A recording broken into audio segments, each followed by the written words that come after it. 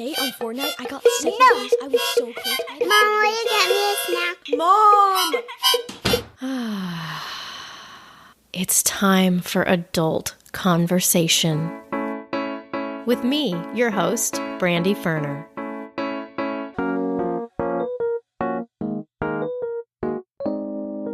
Hello, Adult Conversation podcast listeners. In this episode, I'm talking with author Nefertiti Austin about Black motherhood, adoption, single parenting, and why white motherhood is the default reflected in the media. We also discuss how she healed her own mother wound, the discrepancy between white and Black adoptions, and how white people unknowingly dehumanize Black women and mothers, which honestly was not even on my radar. Lots of important stuff to chew on in this one. Somehow, I've made it to my 50th episode without any lapse these past almost 2 years. When I realized I was hitting this milestone, I sat there for a moment and was a little bit blown away that somehow with all the things going on, mothering 2 kids, my chronic health stuff, writing and then marketing a book, Adult Conversation, a novel available everywhere, and then a pandemic and managing my kids' distance learning, somehow this podcast has been one of the most consistent things in my life the past couple of years.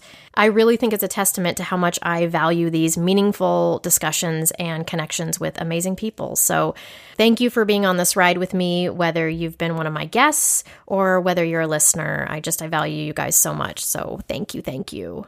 Also, when I started the podcast, I felt pressure to make it a weekly show like most other successful podcasts. People kept talking about how listeners want consistency and constancy, but I knew that if I did it weekly, it wouldn't last. I wouldn't last. It would be too much. There is so much work that goes into these shows, and I'm happy I trusted my gut and did what was feasible for me rather than what I should do or what experts, who didn't have kids, of course, were suggesting. That's been such a valuable lesson for me that I often pass on in podcasting groups, but it applies to many things. Doing something that works for your schedule, even if it's not the norm, is better than not doing the thing at all. So, on to the show.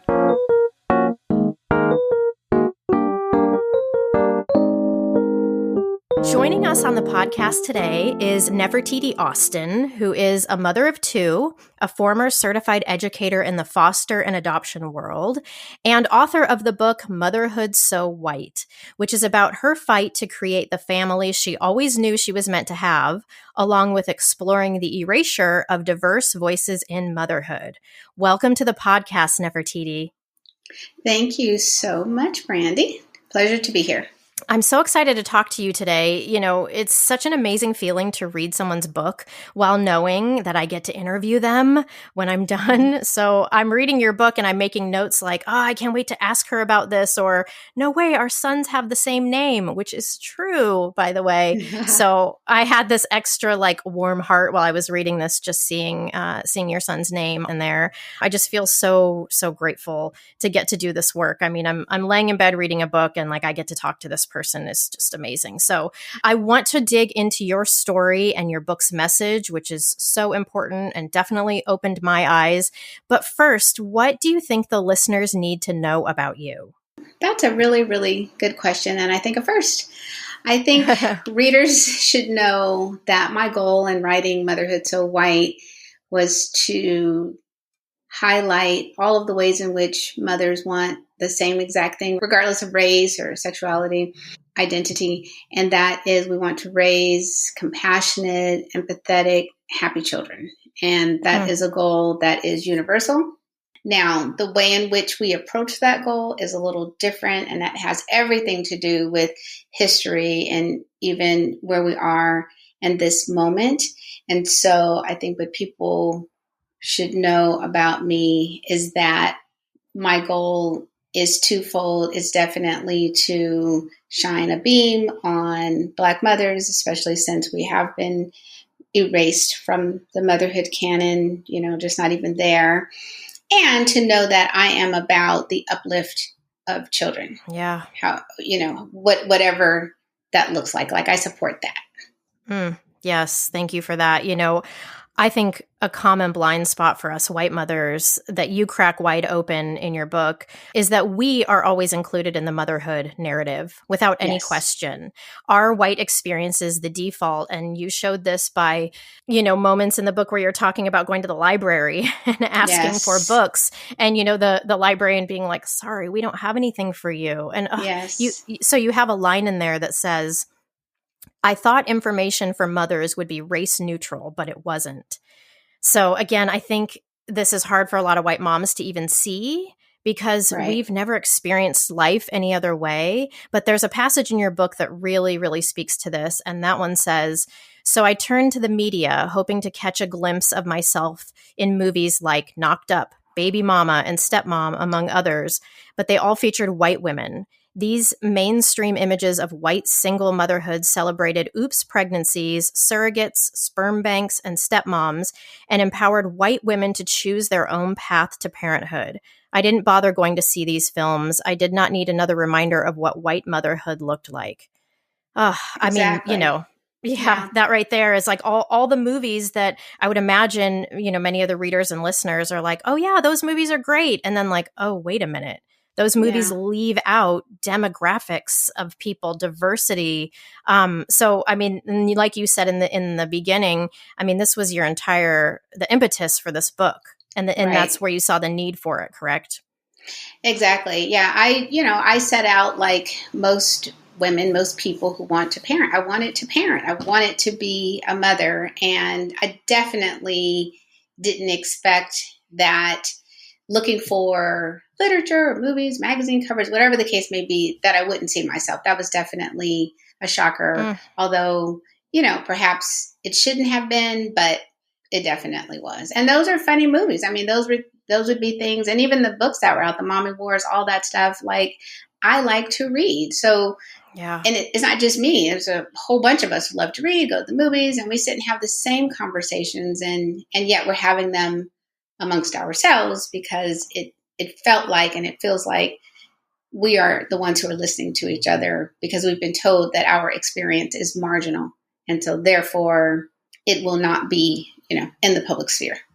Oh, goodness. It's so wonderful that you wrote this book. And, I know that there's the quote out there, write the book that you wish that you had. And, this Yes. seems like another one of those instances. And I felt like the book that I wrote was from the same sort of vibe. Mm-hmm. And so I'm curious, will you give us an overview so that the listeners know what your journey was? Will you give us an overview of your story and of what you ended up doing? And also, I'd love to hear more about your background and your upbringing because it was really interesting in that it seemed like you were raised with a variety of messages about how to be in the world as a Black girl and as a Black woman. Can you speak to all Right. of those things? Sure. I'll start with the background. So I was raised by my grandparents. My brother and I were raised by our maternal grandparents, and our parents got together young. They were 20, 21, and this is late 60s. They're both very much involved in the Black Power movement and very politically conscious. And unfortunately, they both developed drug habits and addictions, and they both veered off into a life of crime in different ways, but still criminal behavior. And so that left my brother and I. And my grandparents intervened, and they took us in, and there was quite a bit of back and forth in my younger years, like 4, 5 through about 9. And then after that, we went to stay permanently with our maternal grandparents, and we were super fortunate. They had the space to do it. Financially, they could provide for us, and they wanted to. And so they more than made up for our parents not being there. However, they definitely were our parents, but, we still had relationships with our mother and with our father. And even though we were loved and cared for, it was still a different upbringing than my friends who lived with both of their parents. Right. And so that definitely shaped a lot of ideas for me. I always thought I'd grow up and get married and have 1,000 bridesmaids So, Right. and all of that good stuff. And I mean, still believe in that. I think that that's awesome. But I really wasn't ready to become a mother until my mid 30s. And it wasn't until I was writing my memoir that it even occurred to me that having been raised by grandparents had already kind of set the stage for me to pursue adoption. And so I pursued adoption first because I wanted to adopt first. I had a plan. I was going to adopt. I wanted a black baby boy, and then I'd get married and have biological children. And that's not how it all panned out. I adopted one child and then I got another one. So that was not part of the plan, but it ended up being, like the sweetest part of the plan, at the end. Yeah. So for Black girls, Black women, I mean, we certainly are raised like, I think a lot of girls my age, coming of age in the 80s, you can be anything you want, you can do anything you want. So definitely raised with a very strong sense of independence and, make sure you're able to provide for yourself and take care of yourself. And so, check. Certainly checked all of those boxes. And as far as having a family, creating a family, even though I was not raised by my parents, you would have thought my grandparents and everyone else would have seen my pursuit of adoption coming, but they did not. And even though they had done it informally, but still they had done it, they were not necessarily in favor of my choice because it went against the norm. And the norm, because I grew up in a conservative middle-class family, was that you get married and you have a family. Right. And I kept breaking all the rules because that's what I do sometimes. So. Yeah. So I want to ask you about, I remember in the book you said that I think it was your father was involved in even like a step up from the Black Panthers. Is that correct? Yes. Yeah. And so, and Yes. even your name, Nefertiti, which by the way, my daughter has seen your book around the house and she was looking at it and she said, what is that name? And I said, it's Nefertiti. And she looked at me and she was like, like she thought I was interviewing, she's 7. She thought I was interviewing the Egyptian queen.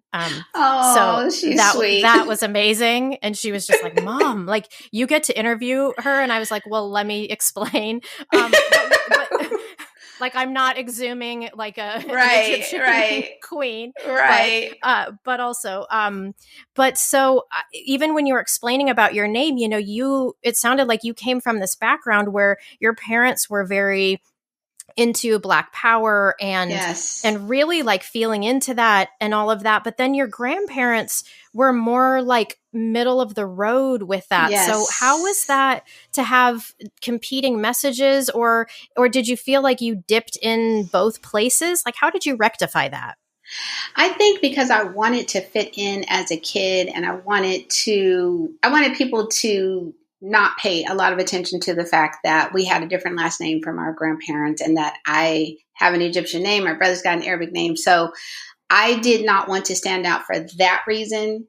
And so even though everyone accepted my grandparents as my parents and, it didn't necessarily come up for discussion, it was something I felt a little different. And so in 3rd grade, changed my name to Tina because I did not like having an Egyptian name. And while my parents had a lot of information, they didn't have enough information for me. So it was always, we named you after a queen of Egypt, but that was it. Like, is there any more to the story? Like, what else? And we named you because they were into Miles Davis and that sort of thing. So they had some information. They just didn't have enough information. And that's a very big name to carry as a little kid. And I really had to grow into it. And like most things, it took some boy in the 11th grade to tell me it was pretty for me to decide like, oh, I can own this now. Like, yes, that's who I am. So yeah, it took some time. I had to really grow into it. When was that in that moment, do you think? When was it that you felt like finally comfortable in that name and like you could own it? How old were you? Probably in the 11th grade. So maybe like 16. So I definitely seriously embraced the conservative values of my grandparents. And then somewhere around 11th grade, I think I began to loosen up just a little bit. And then in undergrad, as my uncle pointed out, he said, you didn't necessarily rebel, but I did. I just rebelled. I was more quiet in my rebellion than everyone else in the family had been. And so probably from like mid to late high school through maybe graduate school was around the time where I really felt like I stepped into at least the beginning of who I wanted to become. Yeah. And, comfortable with, I'm not going to be a lawyer, didn't want to be a lawyer. Thank God I got kicked out of law school, because that put me a step closer to really being the person, getting on the path to being the person I wanted to become. I just didn't know who she was. And so what was for you for going to law school when you say now I'm so glad that I got kicked out? And by the way, do I remember right that you were kicked out because you were spending all your time writing novels? Yes, I wrote my very first book. Yes, it was excellent. So when you went to law school, why did you go? Was that just like you thought that this is what my family wants me to do, or this is what I should do? Or what was the reason that you chose law school, even though, it turned out that wasn't actually what you wanted to do? Well, in Black families, there's a lot of doctor, teacher, lawyer, because those are very safe jobs, safe careers. At the end of 30 years, you get a pension and you get, lifetime health insurance, that sort of thing. And so I was raised by people who were very stable, who believed that education was the key. And I wanted to be a lawyer at 12 and 13. I did mock trial. I was on the debate team and all of that stuff. But I also wanted to be a writer. And as I got closer to the time to apply to law school, I felt myself backpedaling a little bit, but there was just so much family expectation that was already in place. Yeah. And, 21, 22, I didn't have language. I didn't know how to say, I know all these years I've said I wanted to be a lawyer and a writer, but I really, really want to pursue writing. But I didn't know any writers, and I knew names of people I read, but I didn't personally know any writers. I didn't really know how to go about it. So even when I wrote my first book, I'm self-taught. I taught myself how to write. I mean, the seeds were there. My dad used to write. My grandfather was a big reader, but I finally just taught myself how to do it. But I knew lawyers. I mean, so that was something tangible. So we could reach and touch that. And so it was just too many things in place, and I just didn't know how to put the brakes on that. And I went along with it, and, I had to work hard to get kicked out. And it was, and even when I transferred to another law school, I was playing games. I kept telling the people, oh, I'm going to defer a semester. Oh, I'll come next year, when the truth was, that isn't anything that I really wanted. And I'm grateful for that time in my life. I obviously needed that 1 year, but I'm even more grateful that the school decided that I was playing and I needed to go on. Yes. And, sometimes I think it's so right what you're saying about how at that age, do we even know how to say what we want or need? I mean, our hope is that we, as this generation, will teach our kids to be able to do that. Right? Like, don't you think about when your kids are at a college age, especially since you've been in a position where you've chosen something that really wasn't what you wanted? Like, don't you think that your conversation with your kids will be completely different than how it was with your grandparents and your parents? Like, I imagine myself having the conversation with my kids and being like, is this really what you want to do? Yes. What does your heart say? But then also let's talk about, providing for yourself. And so, and what is your learning style? Like, in a way, I'm like kind of cringing at that. Sounds like over parenting, but it's just, I think when I look back on people in our generation, we weren't having these conversations. So we didn't even know that was a thing that you could say, or even what we would say. It's just a feeling of like, oh, I don't like this. But I don't know that we were given the tools to be able to say exactly why and where we felt the pressure and where we felt like we should go. So I think many of us find ourselves in a position where sometimes we have to do the thing that we didn't want to do to know that we didn't want to do it. Like, we have to pay all the money. We have to have gone through the admission process. We have to move to the apartment, like full on in it before we're like, oh. Yeah. Yeah. And that's true. And I don't think we have to wait till our kids get to college. I'll give a perfect example, baseball. So my son played baseball for 6 years and he retired at the tender age of 11. And so I really like baseball. And when he said, okay, Mom, I'm done. I don't want to play anymore. The first thing I said was, okay, sure, no problem. But later I found myself thinking about, and I had to remember this was his choice. It was not mine. And I had to let that ride. Like, that's not so. And every now and then I check in with him and I say, hey, do you miss playing baseball? And he's like, no. And so I'm like, oh, okay, well, there it is. And any other activity he's involved in, I do check in. I mean, some things I have to insist upon, but if it's not necessarily, that serious, I will ask him and say, and I'll ask my daughter, do you want to do this? Like, I don't want you to do it because you think that this is what I want you to do, Right. Yes. Because that's a waste of time and it's a waste of money. And then we're playing games because we're being dishonest because you're going along with something that you don't want. So. Right. Right. And I wonder too, I mean, this is my overthinking brain as I think, so because we're having these conversations with our kids, will they have less of a chance of going through things that they find out later, like, I didn't really want to do that, because we're having so many conversations with them? Like, is the path that we had to go through of going through what you don't want to figure out what you do want, are our kids not going to have that? Because they're able to really make choices and have consent in things that maybe we weren't able to. I just kind of wonder the way that we parent now with being really communicative and very respectful, which obviously I subscribe to. But there's a part of me that's like, are they not having certain experiences that were really imperative for us to grow as people because they won't be having as many of those? And I don't know the answer to that.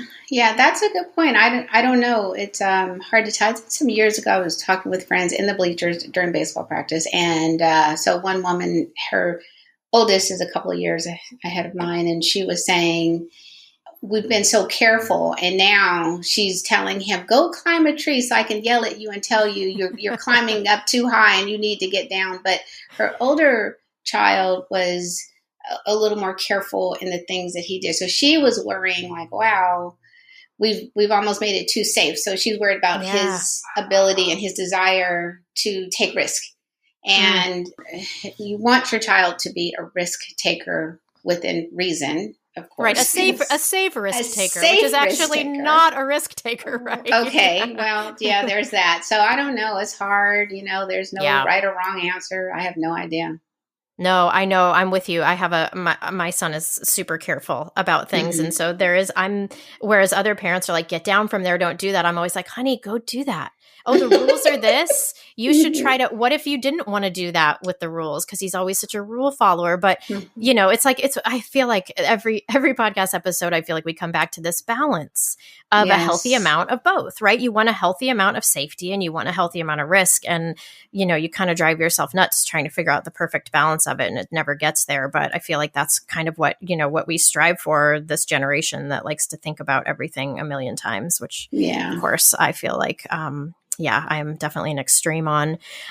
Will you explain, in the book you were talking about how when your grandparents adopted you, that was called a quote, Black adoption. And so will you explain a little bit about that and then tell us more about your journey to adopting your son and then eventually your daughter?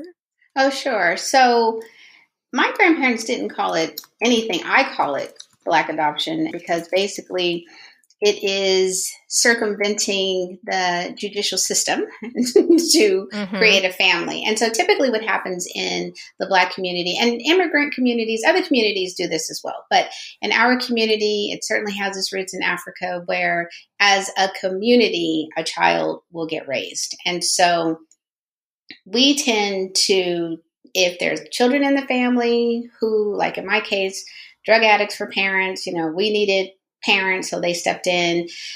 Typically it's grandparents, sometimes it's aunts and uncles or distant relatives.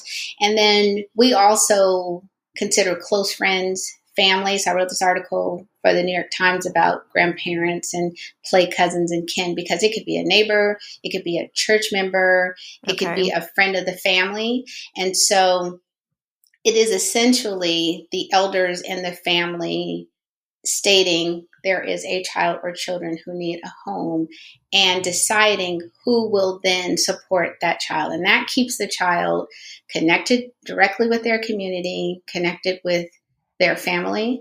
And so I have like one form that my dad signed that gave my grandparents legal guardianship. Okay. But that was it. So there was no need for us to be formally adopted. Got it. And, you know, Black people, the Black community has a very tenuous relationship with the judicial system. And, you know, it's a long history of our kids being detained in the foster care system for real and imagined reasons. And so just to keep the kids in the family, in the neighborhood, in the community, that is basically what a Black adoption is. And so to my adoption with my son, in my family, when I was ready to become a mom, all of the children were spoken for. So there was no opportunity to repeat the cycle, which is actually a good thing because everyone had parents. And so that meant that I had to go outside of my known environment and adopt. So I chose the public foster care system because my best friend is adopted and she's an adoption social worker. And she could, you know, gave me lots of information and guided me through the process. Plus, I thought it was important to help in my neighborhood. So all of these children in foster care in Los Angeles County, I didn't see a reason to go outside my backyard to help a child in need. That's amazing. One of the things that I wanted to ask you about with this was that in your book, you talk about it, but can you tell us here why Black boys in California were least likely to get adopted and some of the misconceptions about Black boys in the system and outside of it too? Right. So nationally, Black boys are least likely to be adopted because there's still so much negative stereotype attached to Black boys because Black boys grow up to become Black men. And so there is a fear around Black boys, Black men who will grow up to rob or hurt, or they become gangbangers. And in school, they are incorrigible. So there's all this negativity around the boys. And so I felt that that was not fair and not true because the Black men I knew were not gang members or, you know, my parents had their issues, but I knew enough Black men who had gone to college and gainfully employed and were taking care of their families and very positive people. And that was definitely a wrong that I wanted to right, you know, in my own little way. And I could, you know, do it a child at a time. And, you know, that was sort of my contribution to putting that rumor and that myth to bed. You know, when you think about what happened in the spring with Ahmaud Arbery and George Floyd and Breonna Taylor, it plays out for us over and over, and every month or a couple of times a month, it's the same thing. And I think, wow, that man was someone's little boy. And somewhere along the way, he got vilified. Even if he was in the wrong, he didn't deserve that. No, never. Yeah. And, you know, in the book, you had talked about how Black boys are treated as if they're older. Like their innocence is not just a given, that people think that they're hyper masculine or aggressive. You know, you had this story in there about how you have in a classroom, if there's a Black boy who's not raising his hand to speak, that will be looked at as aggressive. But if you've got a white boy who's not raising his hand to speak, that is eagerness. And just the difference in how we view that, you know, of course, you see that with the kids, but then obviously the things that you're talking about too, it just goes all the way up. It's like it never stops. It's like, you know, this poison that keeps going. It's awful. Yes. And so when I got my son in 6 months old, that's when we met. And so he's 13 going on 14. And I'm looking at him change before my eyes, and just applied for high school and just had an interview. And I'm so proud of him. And he's looking sharp in his bow tie and his plaid shirt and his sweater for his interview.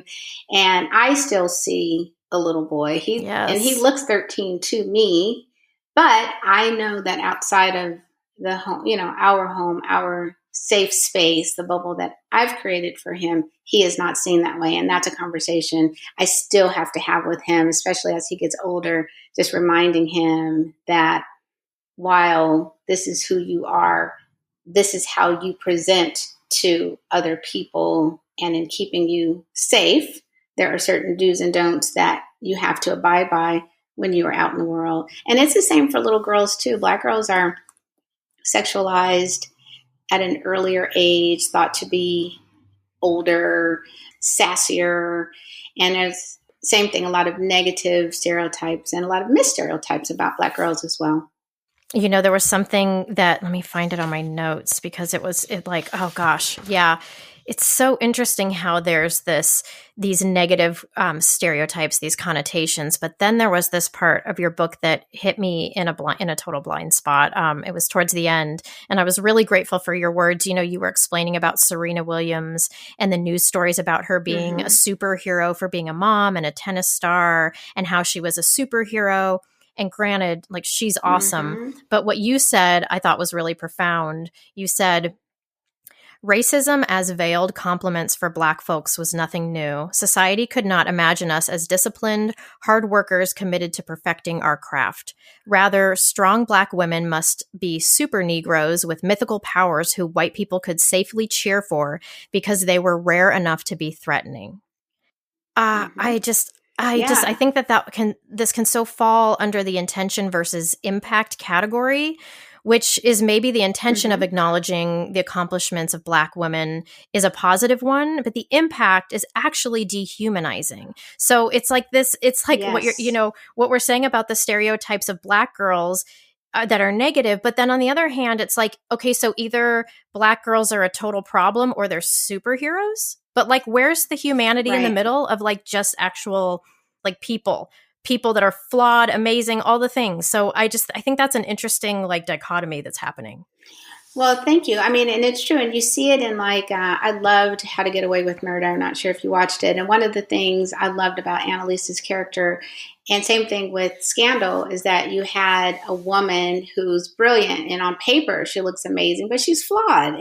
And her flaws are what made the character so rich and so relatable. And so for us, it's the same thing. And so we end up pushing ourselves, to perfection, to high heights, because we want to be above reproach, but that's exhausting. It's a lot of work. Yeah. And then to be complimented because, it's the first. But what about the person who maybe was not the first? Maybe they were the 100th, but yes. They're still out there trying and they're doing their best. And it makes it tricky even for us to even receive the praise, because we feel like, but if she were just regular old Serena, no one would pay her any mind, and she would have died because no one would have interceded for her. Yeah, absolutely. Yeah.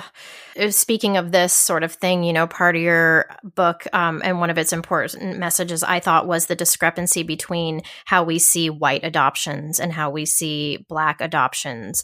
And so in the book, you say, and not Black adoptions like how you were terming them, but actual Black people adopting versus white people adopting through the system. So in the book, you say foster mothers in LA County tended to be Black women, and the media reinforced the image of the scheming Black welfare mother who preyed on poor and neglected children to get out of working a real job. On the other end of the spectrum were feature stories covering the devoutly white Christian couples who took in every child on the block.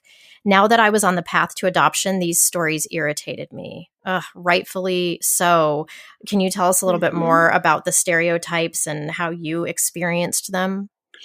Yeah, I'm sure it's not just LA, but because I live here, I can tell you that the Los Angeles Times does a hit piece on the Department of Children and Family Services, at least quarterly. And I'm not saying that there aren't some, terrible social workers or foster parents out there, but most of those stories are aimed at and about some horrible, terrible Black woman, and it just casts such a negative sheen on all of us, as opposed to it being one individual who is a terrible, horrible individual.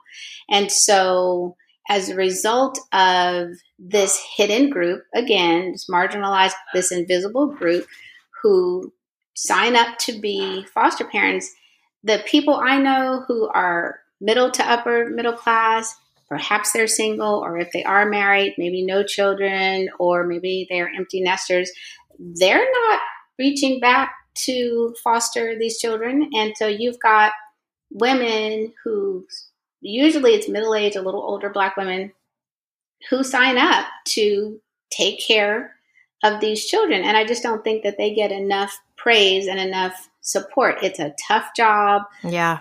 Almost every single child who comes out of the foster care system is going to present with something super mild, something super major. And these women get extra training to have to deal with, physical issues, medical issues, emotional, so on and so forth.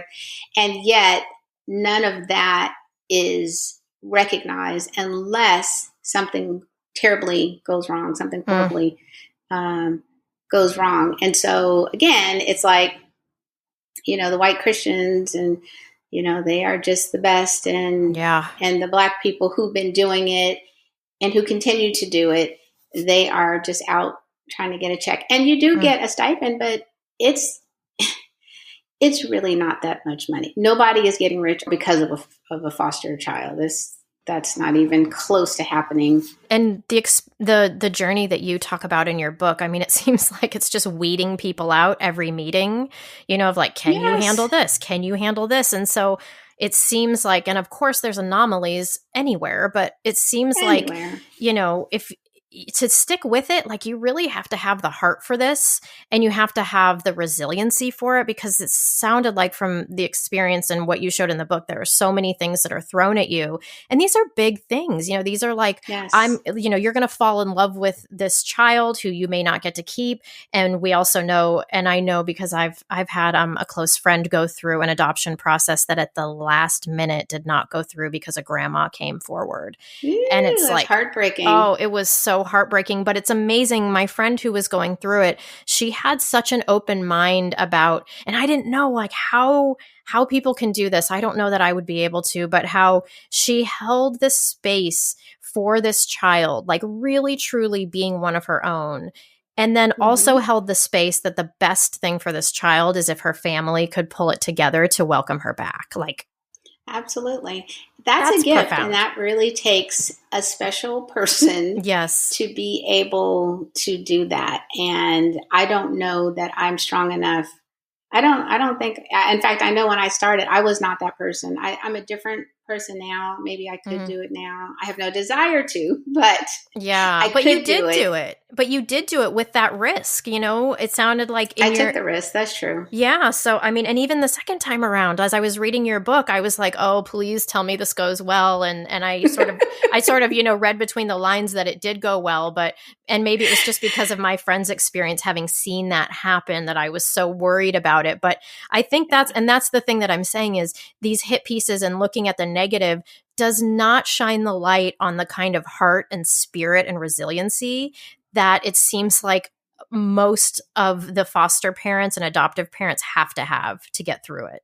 Yes, I agree. And I think that if the narrative around fostering and foster parents were changed to more accurately reflect that level of resilience and dedication and faith, that there would be more people who would step up to be foster parents. And I believe foster parents would certainly get more support.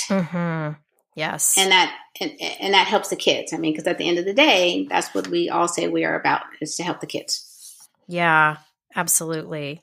Well, the story that I also liked that was layered in here was the experience with your mom, the relationship with your mom, and her being an addict and being in and out of your life. And it seemed like she came in when was comfortable for her, but never in the way that you needed her. And on my podcast, we've talked a lot about mother wounds and how rough those are and how those seem to be things that we chase for a lot of our life. And so I really liked your exploration and your vulnerability in telling us about what that was like with your mom. And one of the parts of your book that I thought was really healing was when you were talking about having to find some forgiveness for your own mother as you learned more about the circumstances of mothers who put their children up for adoption. So one of the things you say is, the more I learned, the more my assumptions and beliefs about parents, mothers in particular, who abandon their children were disrupted. The first day of training became my reckoning with my judgment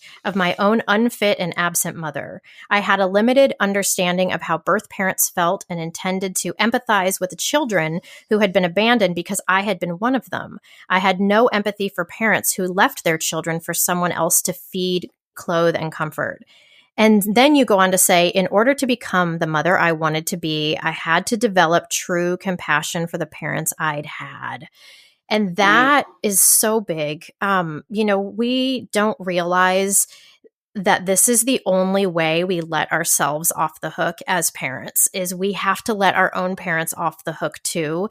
And it's not an easy thing. It's not something that just happens overnight. I think it's a constant work in progress. And I think different personality types have an easier time or a harder time. But what did that feel like to forgive your mother? I know there's a part at the end of the book where you truly forgive her, and it brought me to tears. Oh, yeah. I struggled for a really long time. So where I was winning was I always had a mother, and that was my grandmother. And so back to that year of law school, going to therapy and having a therapist tell me that was super helpful because I was already treating my mother like a sibling, but I didn't realize that. So it was good to have someone say, think of her in these terms, because I needed to find a place to put her. And that was the biggest issue, was I didn't know where to put her.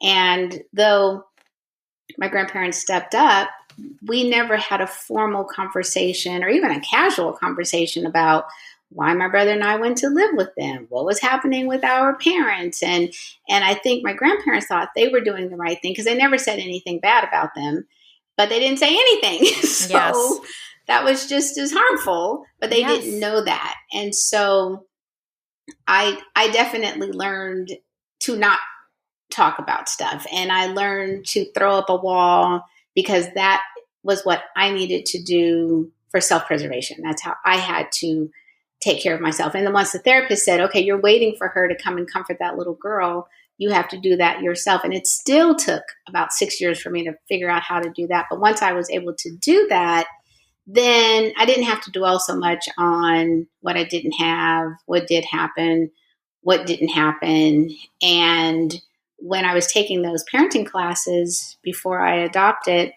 it was really, really great to kind of see my own stuff, to tease out and make sure I wasn't about to be a hypocrite. And it helped me to not blame the biological parents of my kids for their situation. And because my grandparents didn't talk bad about my parents, I already knew that's a no-no. Like, you don't do that. So I wasn't worried about that. Right. But I needed to also make sure that as my kids got older and it became developmentally appropriate to discuss, okay, I adopted you, you chose me, we are a family. And they ask, well, why? That I could give a response that didn't lend itself to how I felt growing up, which was I felt that I was abandoned. And therefore I had these, I could put this distance between us. And then when my mother's cancer returned and when she decided, she didn't want to have surgery or what have you, it was just a very natural opportunity to just say, okay, all is forgiven. We're so past all of that. And because I didn't want to be one of those people who was holding on to stuff. And she's dead. She's gone. Yeah, so that's me left. I didn't want to be left holding the bag. So right, and having the regrets of what you could have said or done. Right.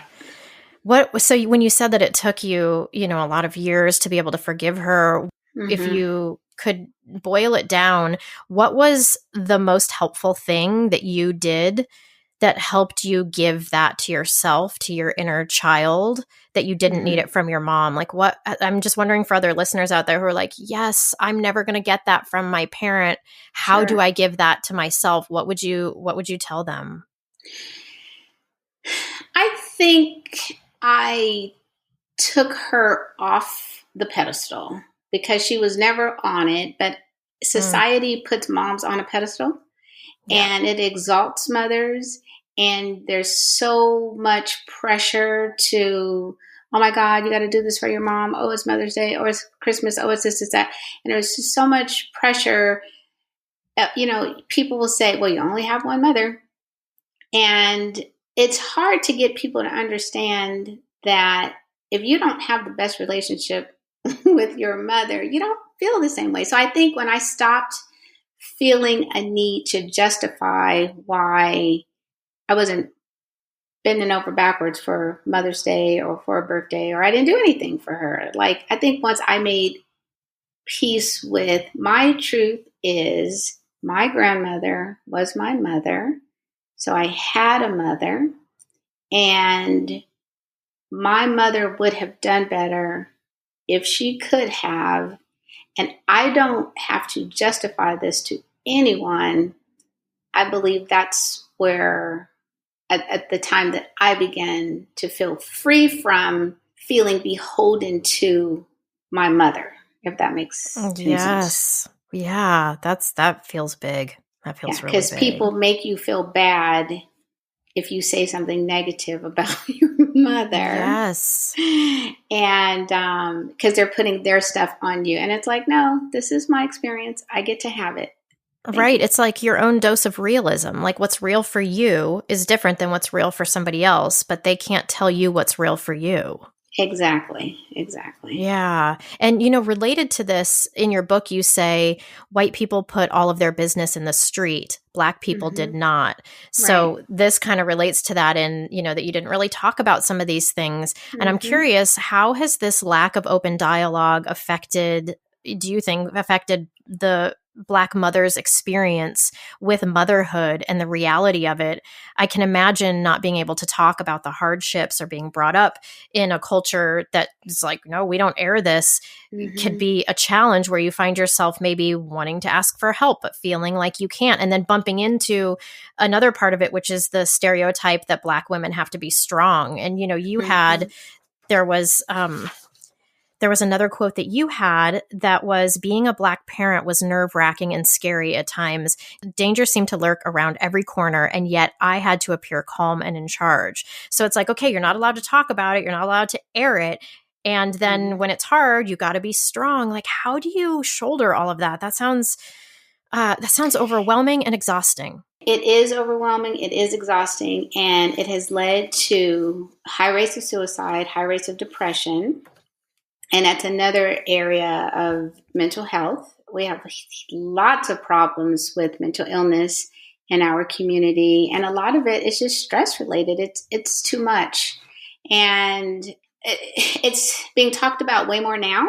And I hope that becomes like a huge, very big, regular conversation within our community, because I believe Black people are suffering from PTSD. I mean, from enslavement, segregation, mass incarceration. I mean, you name it. There's so many things that we have dealt with, and then we pass fear down, and we pass down a lot of stuff, and we hold so much stuff in. And then with regards to relationships with moms, we have very complicated feelings about our mothers. So on the one hand, you can catch a beat down talking about someone's mom. Yeah. But you might be looking at them like, well, but they are not taking care of you. They didn't do anything for you except to give you life.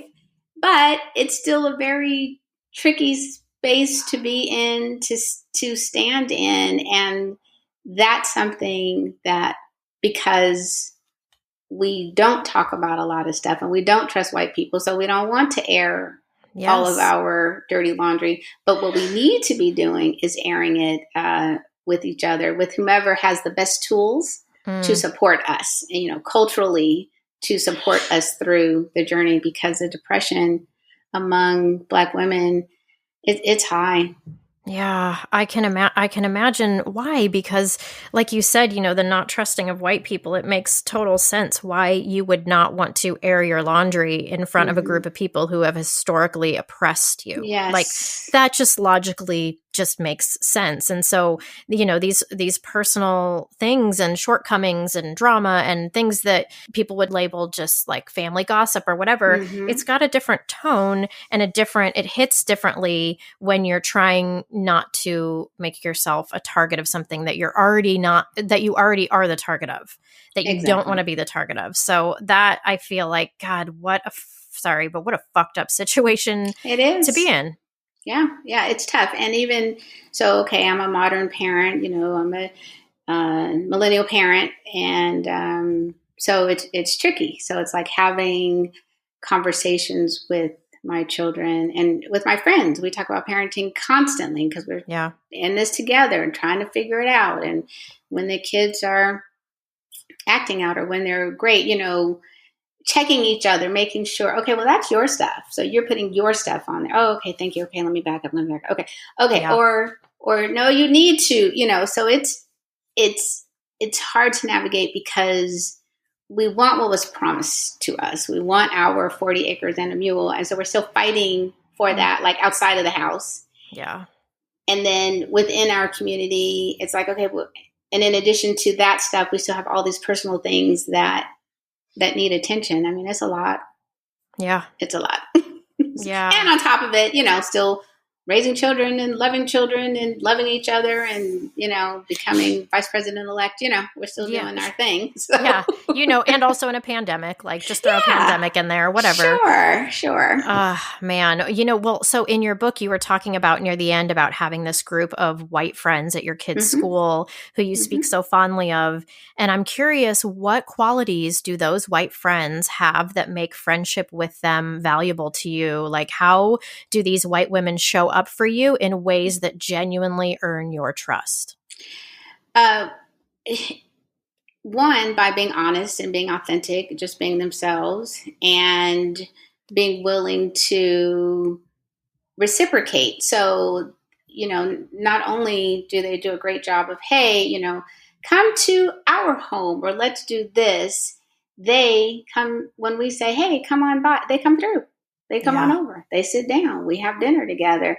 If I have one friend in particular, their son has spent the night with my son, at our house, and he has spent the night at their house. And I feel like we have a very honest, regular friendship. And so, and like regular friends, we can talk about anything. And I don't feel like I have to hide a part of myself because I don't want her to see how, maybe this particular Black family really lives. Like I can just let it all out and we have a safe space. So that's what it is. It's knowing that. And probably we were raised similarly. So background has a lot to do with it. We were both raised in, middle class backgrounds. And I think the women, the non-Black women I'm friends with, not all of them, but most of them had a very similar upbringing. So we speak the same language. Got it. Right. Yeah. Yes. And, everyone, of course, wants the same thing for their kids, but it's nice to be able to speak the same language. We all grew up listening to the same music, whether they were in New York or the Valley or what have you. Right. Yeah. And their sincere desire to be not just an ally or a co-conspirator, but just to be real, Yes. So, and I think you're so right about how we all have this universal desire for our kids, but how we get there is different. And I think that's, what you're saying too, is that having friends who think that the way that we get to cared for and empathetic and smart and well taken care of kids is when you find people who have a similar path as you do to how you get there. Yes. I think is such a key. Gosh, when you were talking about the safeness, in my mind, I'm thinking about listeners who are going, I want to try to be more safe. I want to earn the trust of my Black friends. Sure. And I'm wondering what you would say to them if there's specifics about that. I mean, without getting too much, like there's not like a recipe for how, Right. how to do it. Right. But your point of view is so valuable. And, I'm just wondering, like, what do you think we as white mothers can do to help Black mothers? And I'm only asking you this because I'm interviewing you here, and I value your take on it. Like, I realize that this labor to tell us how to do better is not yours to bear, and there are tons of resources out there, some of which I've talked about on my podcast before. But do you have a personal answer to this? Like you said, there's no recipe. I think it really is truly showing up for each other and sharing information. If something comes up that I think, oh, what, she might be interested in it. Like I'll shoot her a text, or, it's the little things like that. Yeah. Just like, hey, how are you doing? Or what are you watching? Or have you seen such and such? Because every single conversation isn't race-based. We're talking about what we're binge watching, what we're drinking, where'd you go on vacation, that sort of thing. And I think also knowing that they take our relationship serious and they're passing that down to their child. So I know that when my son is at their house, and this is an example I've given a bunch of times, like if they're walking to your home together and your child normally takes a shortcut through the neighbor's yard, that on that day, you tell your son, you may not take a shortcut. And you teach your son and your daughter, if a person of authority says something because you guys are goofing off, please understand your Black friend is going to be the one who will be singled out. Now, you're a child and, you won't necessarily talk back to the authority, but you need to tell me. Or if at school you notice that your friend, you guys are doing the same thing and it's your friend who's getting in trouble, speak up and say, no, I did that. Or tell you, if you don't feel comfortable, tell your parents. So I know that if my child or my children are at my non-Black friends' homes, I feel very comfortable knowing that they are going to prep their kids on the front end. No risky behavior. Take care of your friend. That makes all of the difference in the world. That is huge. This is so important. I haven't heard it articulated like this, and it wasn't even something that was totally on my radar. I mean, I probably could have gotten around to thinking if somebody had said, Brandy, write out a list of ways that you can be a good ally or a good friend to the Black families in your community. Like I think I could have come to this on my own eventually, but this is so important because this is like what you're saying about that people are raising their kids in this way to be thoughtful about your child's specific challenges in the world. And how important that is. That's different than being colorblind. We love everybody because that doesn't actually feel safe. So there's like safe can feel like we can have a conversation and I feel safe to share, but safe can also mean actually safe in the moment. You've taught your child that the challenges that my child experiences means that you can't take the shortcut with them. And we need to protect them in this way. And if we see anything happening that is not cool, we don't stay silent, but we say something about it. I thank you. I think that's, you're welcome. I think that that's amazing. And if I were in your position, that would be the world to me.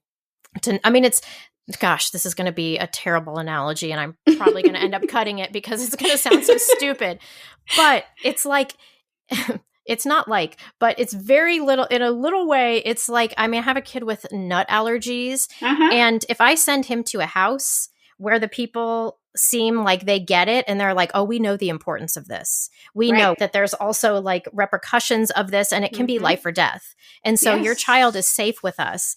It seems like I would have my son go to that house way more than somebody who's just like, oh yeah, it's fine. We don't really have nuts. I don't think. Again, it's like that just being nonchalant about it. So yeah, thank you. Yeah. That's hugely helpful. And that's a good analogy. I hadn't thought of it in those terms, but that's absolutely right because, being colorblind is disingenuous and it helps no one. Just like saying, oh, then that won't bother you. Like, yeah, no, some people are bothered Right. by them. So, yeah. Exactly. Yeah. And when you were talking about when you were saying about the different parts of a friend or a friendship, that are meaningful to you, that help earn trust and everything, and the things that you were saying were very, to me, like basic in that, like, well, you text me and you care about what's going on in my life, and we do things together. And when you said, because not all of our conversations are race based, and in my mind, I'm thinking, have you had people who are just want to talk to you about race all the time, and that's the thing? And I mean, is this a thing that happens, or are most people, just genuinely, I would imagine at your kid's school, just genuinely want friendship that's based around two people, not necessarily always having, talks about race or something of that nature?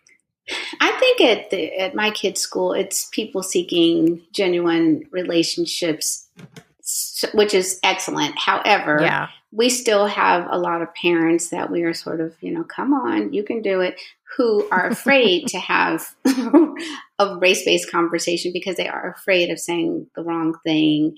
Yeah. And that's fine. I mean, you don't know what you don't know. And I think your average Black person appreciates, at least if you say it, and if it's stated incorrectly, we can talk to each other and we can work through what the language should be. And we can communicate, when you say X, this is how it makes me feel, or this is how my child feels, or even if you didn't mean that, this was our takeaway. But you can't get to any of that if you aren't willing to have a courageous conversation around race or gentrification, sexuality, whatever Yes. the case may be. Yeah. And that is definitely a wall or a stumbling block for authentic relationship. Of course, that there are things, elephant in the room, or things that can't be talked about. If there's eggshells at all, then that's not comfortable. I don't think, like, two people are uncomfortable. That sounds bad. Yeah. You talk about, your book is based on not finding books about marginalization and that are by Black authors. And have you seen an uptick in books like this? And if so, what are some of your favorite books now? So let's see. I started writing about this in 2009. And in the last 11 years, I think maybe 12 titles have come out. So that's progress. Yeah. That's nothing, but it is progress. I was like, yes, that is progress. That's also one title a year about. Okay. Yeah. And so, that's still a huge problem, a huge gap in parenting in nonfiction. And I know there's a couple of books out about like co-parenting, and one person is they have a child and they adopted a child and then they divorced and they co-parented. So Disha Philyaw, she has a book that talks about adoption. It's not the focus of her book though. And otherwise, I think so far my book is the only one that is talking about single motherhood and adoption. So definitely way more books than when I first started. And, again, that's a good thing, but yeah, we don't have the level of exposure that Tiger Mom got. So everyone knows, Battle Hymn of the Tiger Mom. And even if you haven't read her book, if someone says Tiger Mom, everyone knows what that means. And so while there have been some great books out about Black girls and how they're criminalized in school, and other professors writing about being a single mom, Imani Perry, I think she's a professor at Princeton, maybe, her book, did well, but she's not a household name. So, right. And thus far, none of our books have been turned into movies, either for streaming or for the big screen. So Black motherhood, diverse motherhood, it still hasn't hit the mainstream.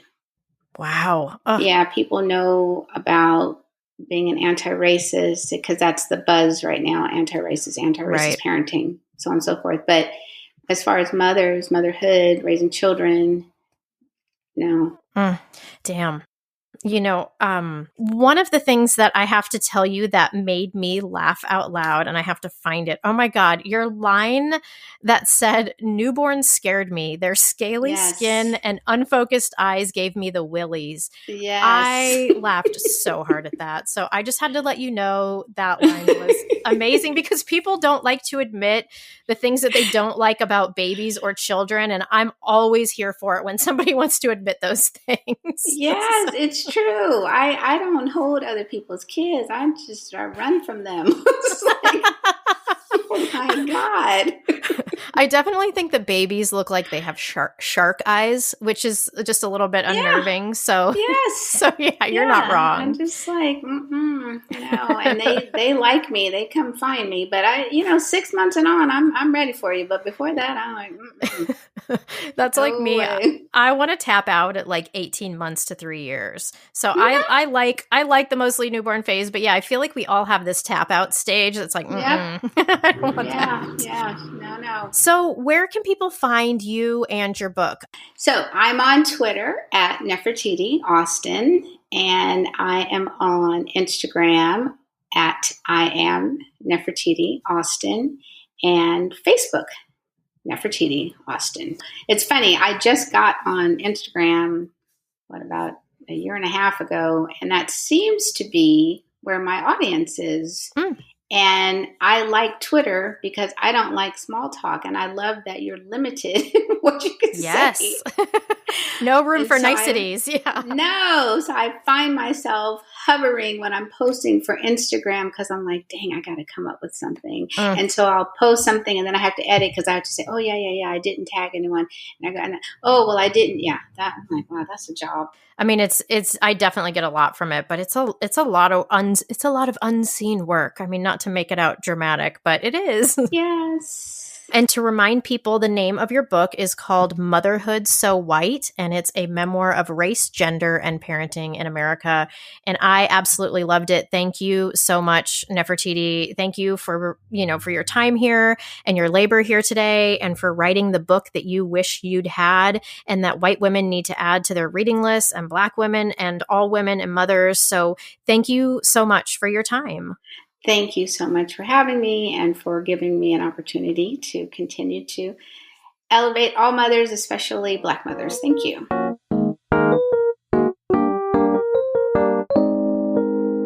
Again, another guest whom I was so thrilled said yes to coming on the show. Well, I will see you on the other side of the holidays. I didn't do any special holiday episodes this year because I honestly didn't have the bandwidth to plan ahead. And I also feel like there are no rules this year. I don't know if I'm the only one, but this year I have felt like I know so much less than ever before. There's been so much upheaval and so many unprecedented things that have required us to hold opposing truths at the same time. Like a virus that kills people, but also doesn't. Most of us will be safe, except those who aren't. It's humbling to be in the unknown, and I have felt that a lot this year.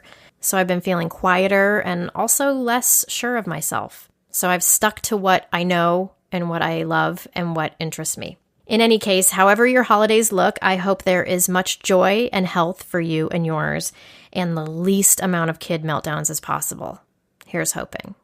One last thing, I wanted to say a special thank you and give a deep bow to all my awesome supporters on Patreon who have helped make this podcast possible this year. I so appreciate you. And if you'd like to join these heroes in supporting me and this podcast, you can go to patreon.com/adultconversation. That's patreon.com/adultconversation. It's a super cheap way to help a mom with her side gig in a meaningful way. That's me. I'm the mom. As always, thanks for listening. Here I am back at the goddamn Zoom.